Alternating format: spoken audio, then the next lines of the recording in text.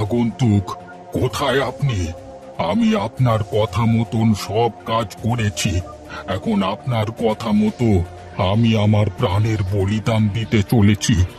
আমি আমার দেওয়া কথা রাখছি। আশা করি আপনিও আমাকে দেওয়া কথা রাখবেন।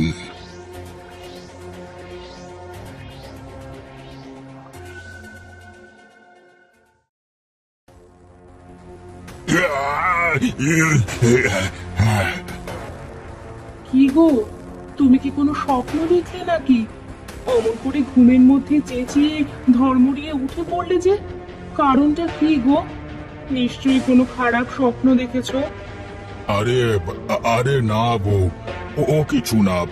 তুমি ঘুমাও, আমি খেয়ার ঘাটে গেলাম। হ্যাঁ, তুমি একটা কাজ করো, ভোর হয়ে গেছে বোধহয়। বাড়ির কাজকর্ম গোছাতে লাগো। আচ্ছা আচ্ছা, ঠিক আছে, যাও তুমি। আমি একটু পরে গিয়ে রান্না চাপাচ্ছি, তুমি এসে খেয়ে যেও, কেমন? আচ্ছা আচ্ছা, ঠিক আছে, তাই যাবো।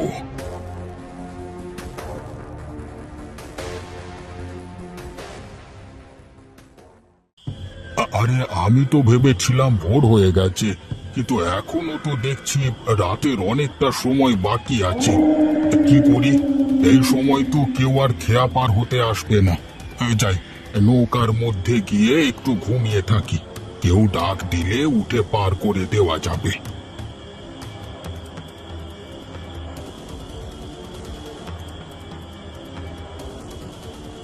মাঝি, ও মাঝি, ওঠো। আমাকে পার করে দেবে না তুমি? আর ঘুমিও না, আমাকে পার করে দাও। আমাকে পার করে দিলে যে তোমার ভাগ্য বদলে যাবে গো মাঝি। কে কে কে কে কে ওখানে?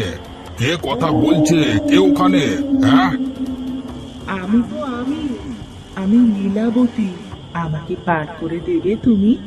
আমার কাছে কিন্তু কোনো টাকা নেই। এই রাত করে তুমি একটা একা মেয়ে? এসো এসো, আমি পার করে দিই। এই জায়গাটা বন্য জন্তুতে ঠাসা, এখানে থেকো না মেয়ে। এসো এসো, আমার নৌকাতে বসো।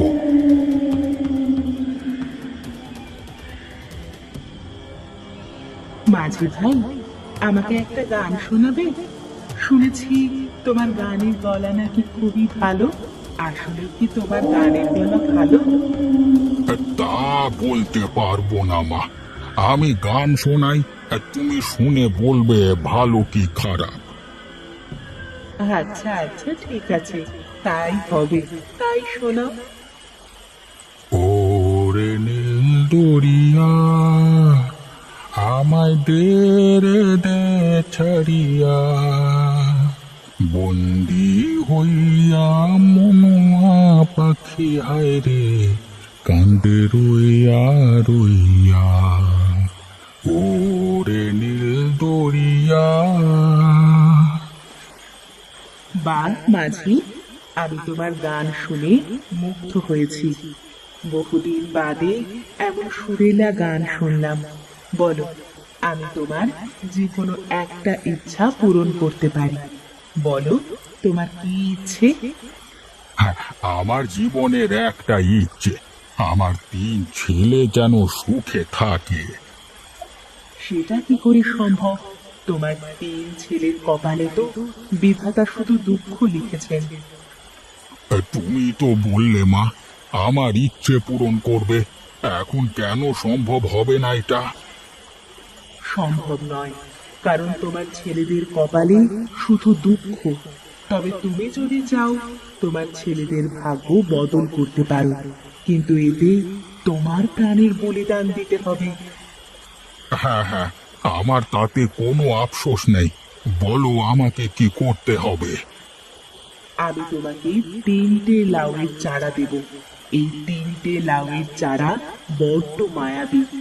তুমি এই লাউয়ের চারাগুলো আমার বলা জায়গাতে লাগিয়ে নিজের বুকের রক্ত সেই গাছের গোড়ায় দিলে গাছে সোনার লাউ হবে। আর সেই লাউয়ের সন্ধান তোমার ছেলেরা বড় হওয়ার পরে পাবে। তার মানে আমি যে স্বপ্ন দেখেছিলাম এটা সত্য? হ্যাঁ হ্যাঁ, সত্যি।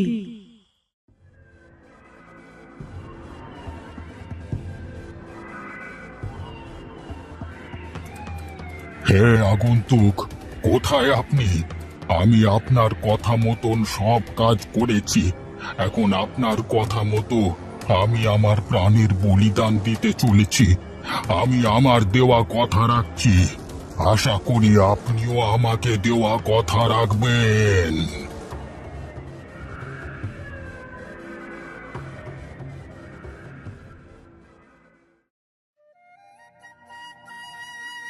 মা, আমার জন্য দোয়া করবেন, যাতে আমরা দূর দেশে গিয়ে বাণিজ্য করে ফিরে আসতে পারি, আর আমাদের অভাব অনটন যাতে মুক্ত হয়। হ্যাঁ মা, আমাদের জন্য দোয়া করবে। তোমার দোয়া আমাদের সাথে থাকলে দেখবে আমরা ঠিক সফলতা পাবো। অনেক ভালো সওদা করে তারপরে ফিরে আসবো। তোমাকে আর এত কষ্টে আমরা দেখতে পারি না যে। মা, বাবা তো আমাদের ছেড়ে হঠাৎ কোথায় হারিয়ে গেলেন, তাকে আর খুঁজে পেলাম না। তিনি থাকতে আমাদের কারোর কোনো সমস্যা হতো না, বেশ ভালোই চলছিল সবকিছু। এখন বাঁচতে হলে তো তোমাকে ছেড়ে যেতে হবে। এখন তোমাকে ছেড়ে যাওয়া ছাড়া আমাদের আর কোনো রাস্তা নেই মা। দোয়া করো আমাদের জন্য, আমরা খুব দ্রুত বাণিজ্য করে ফিরে আসবো। ঠিক আছে বাবা, তোরা যেখানেই যাবি যা, ভালো থাকিস, আর বাণিজ্য করে ভালোভাবে ফিরে আসিস। আমার দোয়া তোদের সাথে রয়েছে। আশা করি খুব তাড়াতাড়ি চলে আসবি তোরা, আর তোরা সফল হবি। ঠিক আছে মা, এখন আমাদের তাহলে বিদায় দাও।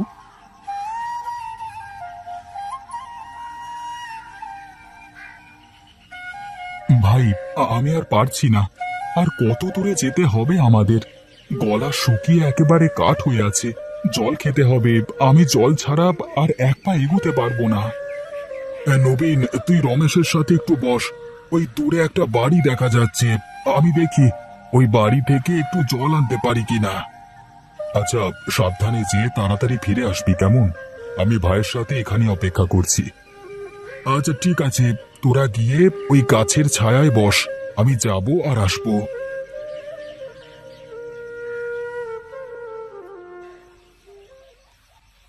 বাড়িতে কেউ কি আছেন?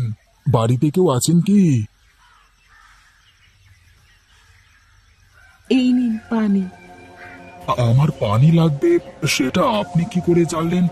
কে আপনি? আমি মাধুরী।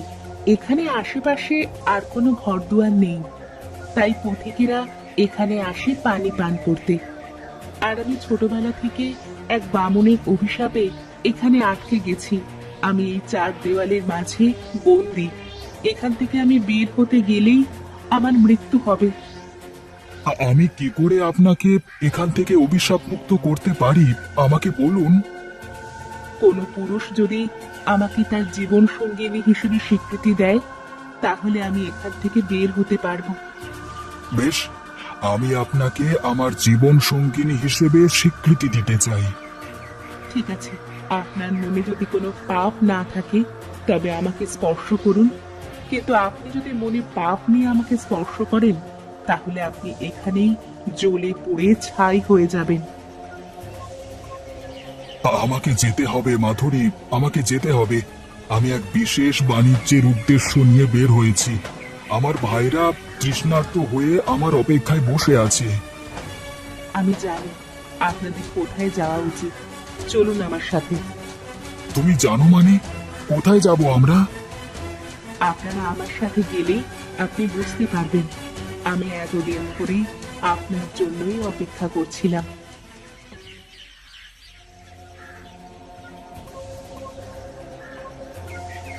তাকিয়ে দেখুন, পুকুর পাড়ে তিনটে সোনার লাউ ধরে আছে। আর ওখানে যে কঙ্কালটাকে পড়ে থাকতে দেখছেন, ওটা আপনাদের বাবার কঙ্কাল। মানে তুমি এসব কি বলছো আমাকে? আমার বাবার কঙ্কাল এখানে কি করে আসবে? কি হয়েছে আমাকে সবকিছু খুলে বলো।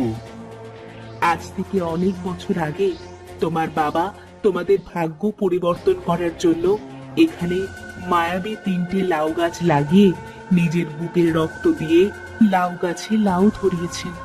তোমাদের কপালে শুধু দুঃখ দুর্দশা ছিল, এজন্য তোমার বাবা তোমাদের 3 ভাইয়ের জন্য নিজেকে বলিদান দিয়েছেন। কিন্তু ভাবি, তুমি তো বললে তুমি কোনো একটা অভিশাপের কারণে বন্দী হয়ে গেছিলে। কেন অভিশাপ পেয়েছিলে তুমি? আমার বাবার ইচ্ছা ছিল আমার বাবার একটা ছেলে সন্তান হবে, কিন্তু পরপর 3টে মেয়ে সন্তানের পরে যখন আমি জন্ম নিলাম তখন আমার মা মারা যায়। আমার বাবা এই সবের জন্য আমাকে দায়ী করে আমাকে জঙ্গলে ফেলে দেয়। এক বামুন এই জঙ্গলে আমাকে পালন করে। আমার দায়িত্ব ছিল এই লাউ গাছের পরিচর্যা করা, কিন্তু আমি একদিন ভুল করে লাউ ছুঁয়ে ফেলি, আর সেই কারণে আমার আজ এই দশা হয়েছিল।